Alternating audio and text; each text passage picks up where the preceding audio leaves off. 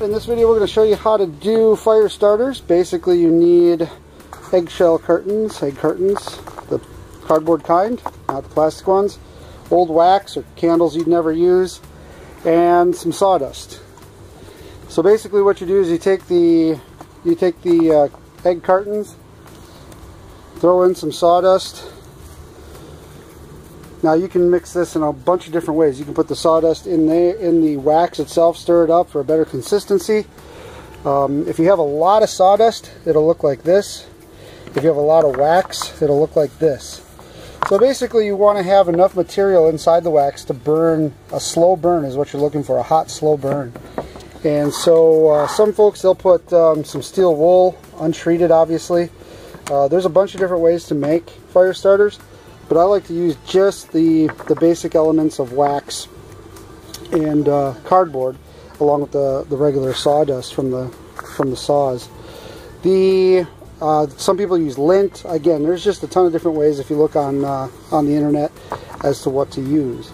So basically we just put in some sawdust into the, about a quarter of the way full, and then take some wax and you pour it into each one of these.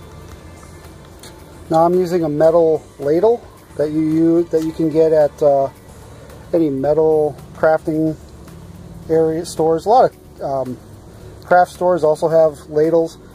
Wax ladles are not usually this big. This is for metal, but it still works.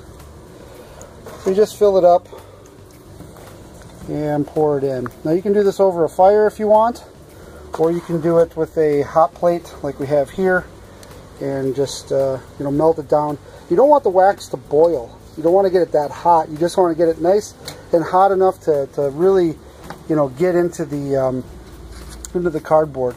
But if you make it too hot, what'll a lot of times happen is if your cardboard is thin, it'll start going through the cardboard and it'll end up on whatever surface is underneath it. So you just want the wax warm enough to pour, and then you'll have some nice fire starters. Okay, so once we pour it in, what we can do is we can grab more of the sawdust and saturate it with sawdust on top as well. And then that'll make sure that there's max amount of sawdust in there. Now we're going to place a fire starter where we're going to be lighting a fire. You're going to want to put it on something relatively flat, because as soon as this thing starts to burn, any excess wax is going to run off onto stuff, which will help it burn. So putting it on something that is also burnable is preferred.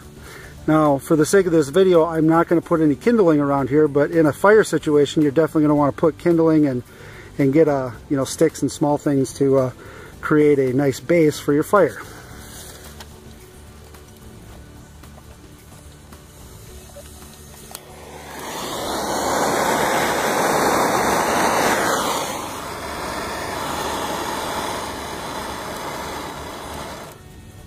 So basically I just started one section, and I am going to allow it to burn on top of this dry cedar wood here, or underneath this dry cedar, and then I can go about my business. A lot of times with live action roleplay games, as most of you know, there is a lot of other things to be doing. So starting a fire, you don't want it to consume 30 minutes. That's 30 minutes you could be doing something else. So propping up your wood, getting a fire starter going, and then start worrying about preparing your meal or getting ready to do whatever you're going to do next. Fire starters can save a lot of time.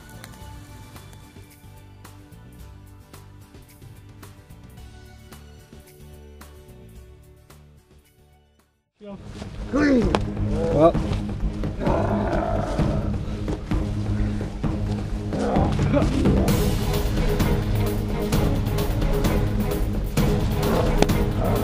and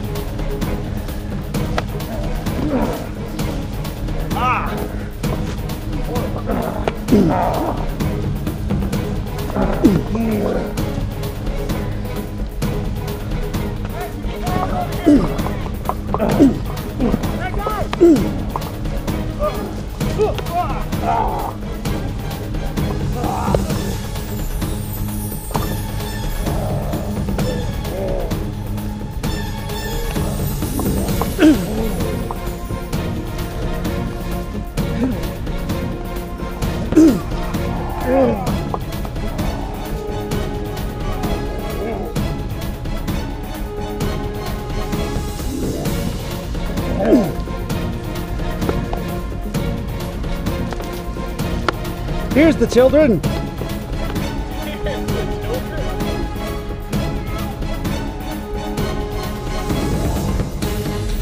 They were looking for you, young one.